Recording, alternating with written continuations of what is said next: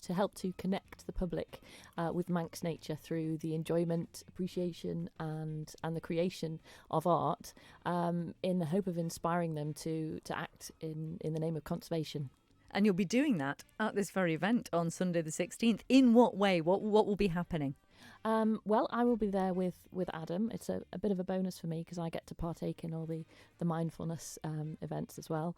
But what we're going to do is take a look at some items that we can find around in our surroundings. Anything that speaks to people in terms of the colours or the textures, and each person who attends is bringing along a little sketchbook, so they'll be able to sketch down or to do some printing or use the colour or the pigments from what they've chosen, and create a sort of a visual reference that they can return to sort of regain that mindfulness state later on after the event. Oh, that sounds so lovely. And Adam, when we were chatting about this before you actually came on air, you were saying it's not a competition. It's not about sort of who makes the best work of art. It's about sort of bringing a childlike joy, really, I suppose. Is that how you describe it? Yeah, I think if more you sort of delve into, self-inquiry, personal development, whatever, that a lot of thing that comes out is that people are obviously quite at their happiest in a state of play and also at their most creative.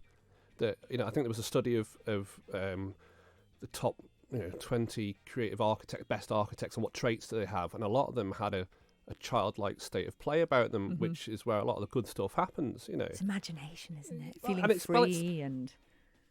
I've heard it said, a really good analogy was Gary Moore, famous guitar player. Yeah. He quoted that he plays best he says, I play my best when I'm not there. That kind of. I think he'd have to tell you exactly what he meant. I take it to mean that normal conscious mind chatter that's telling you how to perform something and how to do it right and all the rest of it has kind of evaporated, and you're in a more sort of natural state of flow. All these things come, they have many guises. The Eastern philosophies talk about being in a state of flow and not resisting, and the childlike state or having a beginner's mindset. It's all these extra baggage that we bring to it and judgments and stories that we create. So. To get back what you're actually raising, yes, it's not to who can meditate the best or the longest or who's got the most clearest mind. As we've talked about, that's not the point. Mm-hmm. And it's not who can produce the best piece of art or anything. It's literally to try and enjoy the present moment. To connect on maybe a different level. A more sensory and a more playful level than we would normally get to do. So Claire, you don't need to have sort of artistic skills to be able to take part in this particularly? No, absolutely not. No, so they don't even need to show me what they've created. So it's just about that sort of immersion in nature and sort of using those areas of the brain that would otherwise be occupied with all your sort of daily to-do list. I'm a real advocate for art as a form of therapy, and it's such a process that requires you to be so focused on what you're producing and sort of the brush strokes and the pigments that you use, or whether you're using pencils or charcoals, rather than focusing on what you're producing. It's about the process, and as I say, it requires that focus just to take your mind away from other responsibilities for those few moments. And do you find yourself, when you're out in nature creating art, do you find yourself sort of reaching a certain zen? Absolutely. I mean, as I say, I genuinely believe in the power of art as a form of therapy. I did a huge amount of painting while I was in lockdown, and I found it sort of, it was almost my sort of solace to just pick up a paintbrush, and it didn't matter what came out of it. As I say, it was the action of putting colour onto paper, and that was all that mattered. But yes, I paint outdoors as much as I can, quite often on the beach because waves are my thing. But so if you see somebody on the beach with an easel painting away, it's very likely to be Claire here. Hang on. For Manx Wildlife Trust. Say that again. Claire. Your mic was down, Adam. Sorry you missed that completely. All right.